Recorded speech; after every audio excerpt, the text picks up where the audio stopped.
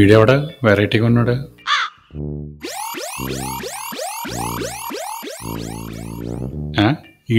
ఈడొచ్చేటి. రఘు నువ్వా? రా వచ్చి కూర్చో. ఎలా ఉన్నావన్నా? నేను బానే ఉన్నాను రఘు. నీ లైఫ్ ఎలా ఉంది? నా లైఫ్కి ఏంటన్నా, నెలకు 3-4 లక్షలు మిగులుతుంది వ్యాపారంలో. నీకు తెలుసు, కొత్తగా బిల్డింగ్ కొన్నాను, కారు కొన్నాను, పెళ్లి కూడా అయింది, చక్కగా చూసుకునే భార్య ఉంది. దాంతో ఏమైనా తేడా వస్తే చూసుకోవడానికి ఒక బాడీ గార్డ్ ఉన్నాడు. ఇందాస్ దేవుడు మంచోళ్ళు కాకపోతే ఎదవలకి ఇస్తాడా అనుకున్నాను. నీ లైఫ్ బానే ఉందన్నమాట. తిట్టేట పొగిడేడా? ఇంకేంటన్నా సంగతులు? ఈడు బిల్డప్. ఏంటి రఘు వచ్చినప్పటి నుంచి ఫోన్ తెగ్గొకేటేస్తుంది? ఏయో బిజినెస్ కాల్స్లే అన్నా. పర్లేదు మాట్లాడు. ఈడెవడో మళ్ళీ చేసాడన్నా. హలో, ఎవరు? మీ ఫ్రెండ్ శేఖర్ గారు మీ నెంబర్ ఇచ్చారండి. ఇస్తే? మీరు రీసెంట్ గా బాడీ గార్డ్ నెట్టుకున్నారంట కదా? అవును, పెట్టుకున్నాను. నాకు కూడా బాడీ గార్డ్ కావాలండి. నీకెందుకయ్యా బాడీ గార్డ్? మా ఆవిడ వాళ్ళ లవర్తో బయట తిరుగుతుంటే చూసేసానండి. చూస్తే చూసావు, చెప్పా పెట్టకుండా ఊరుకుంటే సరిపోద్ది. అయ్య బాబోయ్, నేను వాళ్ళని చూసినట్టు వాళ్ళకి తెలిసిపోయిందండి.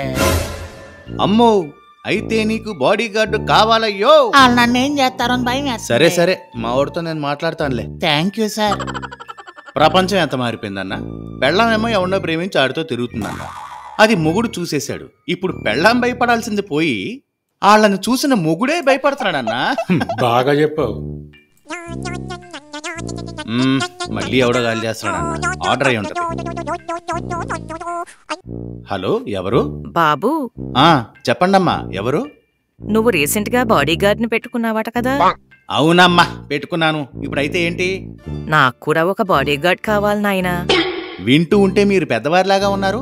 మీకెందుకండి బాడీ గార్డు? అంటే అది నా కూతురు ఎవరో వెధవని ప్రేమించింది. ఆ రోజు నుంచి ప్రశాంతంగా పూజ చేసుకోలేకపోతున్నాను నాయనా. పాపం. పూజ చేసుకోవడానికి మీరు కళ్ళు మూస్తే అక్కడే మిమ్మల్ని పూజ చేస్తారేమో అని మీ భయం. నేను చూసుకుంటానులేండి. ఆ దేవుడు నిన్ను చల్లగా చూడాలి బాబు. భగవంతుడా, మొగుడు పెళ్ళాలకే అనుకున్నాను. ఇప్పుడు తల్లిదండ్రులకు కూడా బాడీ గార్డులు కావాలా? మళ్ళీ ఎవడో ఫోన్ చేస్తున్నాడు.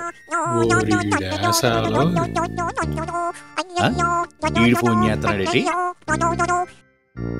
బ్రో, హాయ్ బ్రో, ఎలా ఉన్నావు బ్రో? నేను బాగున్నాను బ్రో, నువ్వెలా ఉన్నావు? ఎక్కడున్నావు? నేను బతికే ఉన్నాను బ్రో. నువ్వు రీసెంట్ గా బాడీ గార్డ్ ని పెట్టుకున్నాను. నేను చేసిన రీసెంట్ అదో పని అదే. నీకు కావాలా? నువ్వు తిట్టుకుంటే తిట్టుకోగానే విషయం అయితే అదే బ్రో. ఏం మాట్లాడుతున్నావురా నువ్వు? రీసెంట్ గా మా ఆవిడి బాబు కొండలు చూద్దాం రమ్మని తీసుకెళ్లి అక్కడ గోదాట్లో తోసేసింది. అమ్మా అమ్మా అమ్మా. తోచ్చును కాబట్టి బయటకు వచ్చాను అనుకో బ్రో, కానీ అప్పటి నుంచి ఇంటికి వెళ్ళలేకపోతున్నాను బ్రో. తోడు లేకుండా ఇంటికి ఒక్కడివేం వెళ్తావులే. నీకు బాడీ గార్డ్ నేను అరేంజ్ చేస్తాను, ఇక్కడికి వచ్చే. పాపం ఈ పిచ్చోడి బాడీ గార్డ్ అవసరమే కదన్నా. పోనీ నన్ను వెళ్ళమంటారా సార్? నన్ను వదిలేసిపోతే ఎలారా? తడిసిపోతుంది ఇక్కడ. ఎక్కడికి పోతుందన్న ప్రపంచం అంతా? ప్రతి ఒక్కడికి బాడీ గార్డ్ అవసరం వస్తుంది.